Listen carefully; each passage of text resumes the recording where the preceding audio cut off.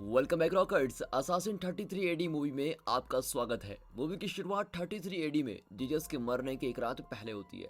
Jesus गेथसेमन garden में prayer कर रहे होते हैं, तभी अचानक से एक ब्लू लाइट फ्लैश होती है और साल 2022 में हत्यारों का एक ग्रुप टाइम ट्रेवल करके 33 एडी में पहुंच गया है। उनका मिशन है जीसस की हत्या करना ताकि मृत्यु के बाद उनका पुनरुत्थान न हो। ऐसा करके वे ईसाई धर्म को उसके जन्म से पहले ही मिटा देना चाहते हैं। हत्यारे जीसस और उनके शिष्यों को तलाश करने लगते हैं। जीसस के शिष्य सोए हुए होते हैं, तभी अचानक सोल्जर का एक ग्रुप आकर जीसस को अरेस्ट कर लेता है और उन्हें सूर्य पर चढ़ाने के लिए लेके जाता है।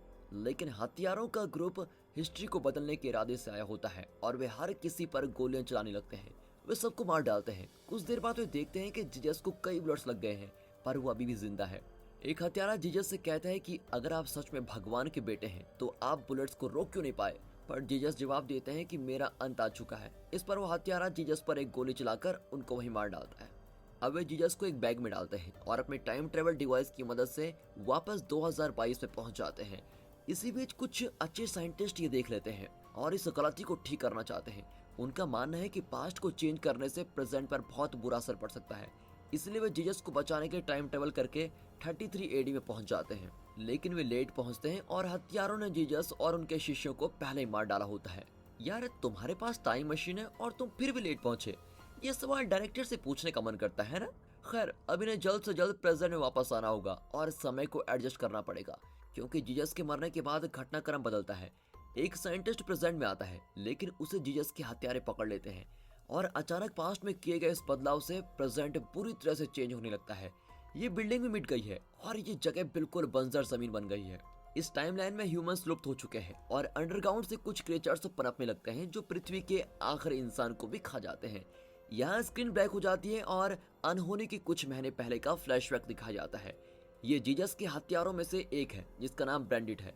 ये एक्स मिलिट्री ऑफिसर है जो अब तक डिवोटेड क्रिश्चियन है और जीसस में बिलीव करता है। लेकिन जल्दी सब कुछ बदलने वाला है। एक दिन वो अपनी वाइफ और बेटियों के साथ बहुत ही खुशी खुशी कार में जा रहा होता है। ब्रैंडिट को एक टॉय सीक्रेट कंपनी में सिक्योरिटी हेड की जॉब मिली है, इसीलिए वो दूसरे स्टेट जा रहा है, पर वो सड़क पर ध्यान नहीं देने के बजाय कुछ और ही कर रहा होता है। इस वजह से उसका एक्सीडेंट हो जाता है। इसमें उसकी पत्नी और बच्चे स्पॉट पर ही जलकर राख हो जाते हैं। अब अपनी फैमिली को खोने के कारण ब्रैंडिट चीखता चिल्लाता है। उसको जिंदगी से और भगवान से सख्त नफरत होने लगती है, क्योंकि भगवान ने उसकी फैमिली को नहीं बचाया। ये गाड़ी चलाते हुए रोमांस कर रहा है और अब कहता है कि भगवान की गलती थी। वाह बेटा। अब हमें एक यंग साइंटिस्ट रैम गोल्डस्टीन को दिखाते हैं। ये अपने कलीग एमी से प्यार करता है। अब 3 महीने बाद दिखाते हैं कि रैम यंग साइंटिस्ट के एक ग्रुप को लीड कर रहा है, जिसमें फ्लैक्स, सिमन और एमी शामिल है। ये लोग एक मल्टी बिलियन अरब कंपनी के लिए मैटर ट्रांसफर पर रिसर्च कर रहे हैं। इस कंपनी का ओनर है अहमद और ब्रैंडेड अहमद की कंपनी का सिक्योरिटी हेड है। ये साइंटिस्ट मैटर ट्रांसफर प्रोजेक्ट पर दिन रात काम कर रहे होते हैं। जब रैम एक एल्गोरिथम टेस्ट करता है तो गलती से वो जगह ब्लास्ट हो जाती है। इस पर अहमद खुद आकर चेक करता है कि ये साइंटिस्ट आखिर कर क्या रहे हैं। इसी दौरान रैम का चेयर अपनी जगह से हटकर दूसरी जगह ट्रांसफर हो जाती है। अब अहमद समझ जाता है कि इन साइंटिस्ट ने मैटर ट्रांसफर का सीक्रेट पता लगा लिया है और इस वजह से वो रैम की टीम को अपनी टॉप टीम बना देता है और वो इनको एक मैटर ट्रांसपोर्टिंग डिवाइस बनाने को भी कहता है, जिसके बदले में वो इन सबको एक मोटी रकम देने के लिए तैयार है। फिर फ्लैशबैक में दिखाते हैं कि अहमद के पेरेंट्स एक उग्रवादी ग्रुप के मेंबर्स थे, लेकिन उन्हें जबरदस्ती क्रिश्चियन में कन्वर्ट किया गया था। अब मजहब बदलने की वजह से उग्रवादी ग्रुप ने उनको मार डाला था। अहमद अब भी उग्रवादी ग्रुप का मेंबर है और वो जीसस और क्रिश्चियनी को अपने पेरेंट्स की मौत का जिम्मेदार मानता है। वो चाहता है कि ये साइंटिस्ट मैटर ट्रांसफर पर रिसर्च करें और एक टाइम मशीन बनाए ताकि वो 33 एडी में जाकर जीसस का खून कर सके। उसे लगता है कि ऐसा करने से जीसस मसीहा का दर्जा खो देगा। अब रैम और एमी दिन रात एक्सपेरिमेंट कर रहे होते हैं, क्योंकि अहमद के आदमी उनको 24 घंटे मॉनिटर कर रहे होते हैं। वो एक ब्रेक लेकर सर्वर रूम में जाते हैं जहाँ पर कोई कैमरा नहीं है और उनका रोमांस शुरू हुआ ही होता है कि अचानक एक आवाज आती है। रैम सर्वर्स को चेक करता है तो पता चलता है कि अहमद एक टेररिस्ट ग्रुप के साथ काम कर रहा है और ये terrorist group matter transfer technology से बॉम्ब्स और वेपन्स को ट्रांसफर करके वर्ल्ड वॉर 3 शुरू करना चाहता है। ये जानने के बावजूद रैम कुछ नहीं कर पाता और उसे अपनी रिसर्च जारी रखनी पड़ती है। बहुत सारे टेस्ट करने के बाद रैम मैटर ट्रांसफर और टाइम मशीन की टेक्नोलॉजी बनाने में कामयाब हो जाता है और अहमद के आदमी कैमरास द्वारा देख लेते हैं कि रैम ने मैटर ट्रांसफर और टाइम ट्रेवल का सीक्रेट ढूंढ निकाला है।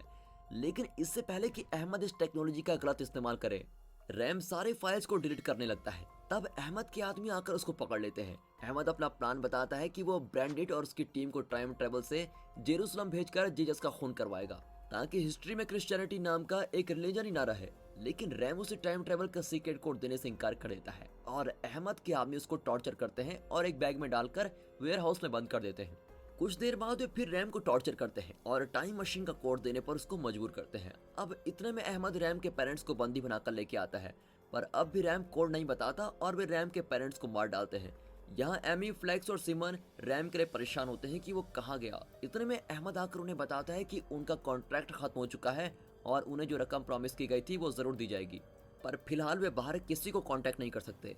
एमी रैम के बारे में पूछती है तो अहमद झूठ बोलता है कि रैम यूएस के एक टॉप मिलिट्री प्रोजेक्ट पर काम कर रहा है। और अब जब अहमद एमी और उसके साथियों को खत्म करने की धमकी देता है तो रैम अहमद के लिए टाइम मशीन बनाने को तैयार हो जाता है। फिर मशीन के बन जाने पर अहमद एक आदमी पर उसको टेस्ट करता है और वो आदमी एक जगह से दूसरी जगह टेलीपोर्ट हो जाता है। अब इसको देखकर अहमद बहुत ही खुश होता है और बैंडिट और सैबर नाम के एक आदमी के साथ एक टीम को 33 एडी में भेजता है। वो जीसस के पुनरुत्थान से पहले जेरूसलम पहुंचेंगे और जीसस का खून कर देंगे। पागलपन से भरे इस प्लान को अंजाम देने के लिए बैंडिट जल्दी से हथियारों की एक टीम बनाता है। यहाँ एमी और उसके साथ ही सर्विलेंस रूम में घुसकर रैम का पता लगा लेते हैं। वे वेयर हाउस में जाकर उसको छुड़ा लेते हैं। अब रैम उन्हें अहमद का सारा प्लान बता देता है कि वो क्या करना चाहता है। फिर बैंडिट की टीम 33 एडी में पहुंच चुकी है। बैंडिट जीसस के सर पर शूट करके अपना सारा गुस्सा उतारता है और उसकी टीम जीसस को एक बैग में डालती है और वे प्रेजेंट में लौट आते हैं। ये सब रैम और उसकी टीम देख रही होती है। 33 एडी में किए गए बदलाव के कारण प्रेजेंट बिल्कुल ही बदल जाएगा, इसलिए बैंडिट की टीम को रोकने के लिए रैम की टीम 33 एडी में जाती है। लेकिन वे लेट पहुंचते हैं। तब तक सारा कांड हो चुका होता है और ब्रैंडेड की टीम ने जीसस का कत्ल भी कर दिया है। जीसस के मरने से घटनाक्रम बदलने वाला है, इसीलिए रैम की टीम को तुरंत प्रेजेंट में आना पड़ेगा। रैम और एमी पहले जाने का फैसला करते हैं और अगर उन्हें कुछ हो गया तो अहमद के खतरनाक मिशन को रोकना फ्लैक्स और सिमन की जिम्मेदारी होगी। अगले सीन में रैम और एमी प्रेजेंट से 1 घंटे पहले पहुंच जाते हैं। अभी रैम के पेरेंट्स जिंदा हैं। इस वक्त साइंटिस्ट के प्रेजेंट वर्जन पहले से यहाँ पर मौजूद है। अब अहमद के आदमी इनको चेस करने लगते हैं। ये दोनों लैब में जाकर लॉक कर देते हैं। अब एमी सीसीटीवी कैमरा द्वारा प्रेजेंट टाइम की एमी को इशारा करती है कि अहमद के आदमी जीसस को मारने वापस गए हैं। वो बताती है कि रैम वेयर हाउस में है और उसको बचाना होगा। समझ में नहीं आता कि ये कैसी साइन लैंग्वेज है। कुछ ही देर में रैम और एमी मारे जाते हैं। वहाँ फ्लैक्स और सिमन 33 एडी में अटके हुए हैं। जब रैम और एमी वापस नहीं लौटते तो दोनों प्रेजेंट में लौटने का फैसला करते हैं। बदकिस्मती से सिमन का टाइम रिट्रीवर टूट जाता है और फ्लैक्स अकेला प्रेजेंट में लौट आता है। अहमद और उसके आदमी टाइम मशीन में वेट कर रहे होते हैं। जीसस का कत्ल करके अहमद का प्लान सक्सेसफुल हो गया है और अब इस दुनिया में क्रिश्चियनिटी नाम का रिलीजन ही नहीं है। उनके प्लान की वजह से दुनिया का विनाश हो गया है और हर तरफ बंजर भूमि फैली हुई है। इस एपोकलिप्टिक दुनिया में अब दया, क्षमा ऐसी कोई भी चीज नहीं बची है। फ्लेक्स का ये वर्जन मर गया है और बाकी साइंटिस्ट के पहले वर्जन भी मर चुके हैं, पर पास्ट में होने की वजह से सिमन जिंदा है। अब इन साइंटिस्ट के सेकंड वर्जन सीसीटीवी पर ही देख रहे होते हैं और वे तुरंत रैम को बचाने वेयर हाउस पहुंच जाते हैं। वे लैब में भी जाते हैं और पास्ट में और भी पीछे चले जाते हैं, जिससे वे टाइम लूप्स के अंदर टाइम लूप्स बनाते हैं और इस तरह वो ब्रैंडेड की टीम से 10 मिनट पहले 33 एडी में पहुंच जाते हैं। वहाँ एक फायर फाइट शुरू होती है जिससे फ्लेक्स और सिमन मारे जाते हैं, लेकिन रैम और एमी बच जाते हैं। ब्रैंडेड और सबीर भी बच निकलते हैं और एक डेडिकेटेड क्रिश्चियन होने के नाते वो रैम से कहती है कि तुम ब्रैंडेड और सबीर को जीसस का खून करने से रोक डालो। फिर रैम एमी को घायल हालत में छोड़कर नहीं जाना चाहता, पर एमी उसे कन्विंस करती है और वो अपने कपड़ों को एमी के घाव पर लपेटकर चला जाता है। कुछ दूर पर वो सबीर को देख लेता है और उसको चेस करता है। सिमन का पहला वर्जन अभी भी उस टाइम ट्रेवल में जिंदा है क्योंकि उसका टाइम रिट्रीवर खराब हो गया था। वो जीसस को अपने सामने देखकर बड़ा चकित रह जाता है और कहता है कि आप अपना पुनरुत्थान मत होने दीजिए, क्योंकि मैंने पैशन ऑफ क्राइस्ट मूवी देखी है। लेकिन जीसस नहीं मानते और कहते हैं कि मेरे सामने सिर्फ यही एक रास्ता बचा हुआ है। कुछ देर में सोल्जर्स उन्हें बंदी बना लेते हैं। फिर रैम जीसस से मिलता है और सोल्जर से बात करने की कोशिश करता है। तब एक रोमन कमांडर उस पर अटैक करता है, लेकिन रैम बच निकलता है और एमी के पास पहुंच जाता है। अब प्रेजेंट में बैठे अहमद के आदमियों ने रैम और एमी के टाइम रिट्रीवर को डिसेबल कर दिया होता है, इसीलिए अब ये दोनों प्रेजेंट में नहीं जा सकते। अगली सुबह ब्रैंडेड और सबीर लोकल्स की तरह ड्रेस करके जीसस को ढूंढने निकलते हैं। तब मार्केट में सबीर एक टमाटर चुराकर खाने लगता है, लेकिन 33 एडी में टमाटर चुराना एक बहुत ही बड़ा क्राइम माना जाता है और लोकल गार्ड्स उसको अरेस्ट करके लेके जाते हैं। लगता है एक टमाटर के लिए ये अपनी जान ही गंवा देगा, लेकिन सबीर उनसे लड़ता है और एक गार्ड को शूट कर देता है। वहाँ भगदड़ मच जाती है। अब कई गार्ड्स आ जाते हैं और इन दोनों को भी सूली पर चढ़ाने ले जाते हैं। तब सबीर का टाइम रिट्रीवर गिर जाता है और उसको एक औरत उठाकर रख लेती है। अगले सीन में जीसस खुद अपना क्रॉस उतार कर चल रहे होते हैं। और सोल्जर्स उनको चाबुक से मार रहे होते हैं। सिमन जीजस से कहता है कि आप इन लोगों से बचकर कहीं चले जाइए, लेकिन जीजस कहते हैं कि मुझे इंसानियत की भलाई की खातिर अपना कर्तव्य पूरा करना है। फिर क्रॉस को उठाने में सिमन जीजस की मदद करता है। आखिर जीजस को सूली पर चढ़ा जाता है। तब रैम एमी को उठाकर वहां लाता है क्योंकि एमी मरने से पहले अपने भगवान को जीवित देखना चाहती है। रैम जीजस से विनती करता है कि अगर आप सच में भगवान हैं तो प्लीज एमी को बचा लीजिए। जीजस कहते हैं कि अगर एमी ब्रांडिट को माफ कर सकती है तो वो बच जाएगी। तब दिखाते हैं कि जीजस के दोनों तरफ सबीर और ब्रांडिट को भी सूली पर चढ़ाया जाता है। ब्रांडिट अपने किए के लिए जीजस से माफी मांगता है और रैम गांव में जाकर एमी के लिए मदद मांगता है। तब वो सिमन से मिलता है और अपनी और एमी की हालत बताता है। जब सबीर और ब्रांडिट नहीं लौटते तो अहमद खुद 33 एडी में पहुंच जाता है। अब इससे पहले कि जीजस के शिष्य जीजस के शरीर को चुराकर उनके पुनरुत्थान की कहानी दुनिया में फैला दे, अहमद उनके शरीर को चुराना चाहता है और इस तरह दुनिया में क्रिश्चियनिटी का जन्म ही नहीं होगा। तभी अचानक अर्थक्वेक होता है और टेंशन में अहमद अपना टाइम ट्रेवल डिवाइस एक्टिवेट कर देता है। इस वजह से वो और जीजस का शरीर दोनों ही उस जगह से गायब हो जाते हैं। रैम और सिमन जीजस के मकबरे पर जाते हैं तो वहाँ उनका शरीर ही नहीं होता। वहाँ ग्लो स्टिक्स को देखकर वे समझ लेते हैं कि ये अहमद का ही काम है। इतने में जीजस के 2 शिष्य आते हैं। अब जीजस के शरीर को न पाकर वो दूसरों को बताने जाते हैं, लेकिन रैम और सिमन कहते हैं कि जीजस का पुनरुत्थान हो चुका है। जीजस के शिष्य इन दोनों को एंजल समझते हैं और उनकी बात पर तुरंत विश्वास ही कर लेते हैं और इस तरह सब कुछ वैसा ही होता है जैसा धर्म ग्रंथों में लिखा हुआ है। जब वे लौटते हैं तो एमी अपनी आखिरी सांस लेती है। एमी का ये वर्जन भी अब मर चुका है। दोनों बहुत ही दुखी बैठे होते हैं और तब वो औरत आती है जिसने सबीर का टाइम रिट्रीवर उठाया था।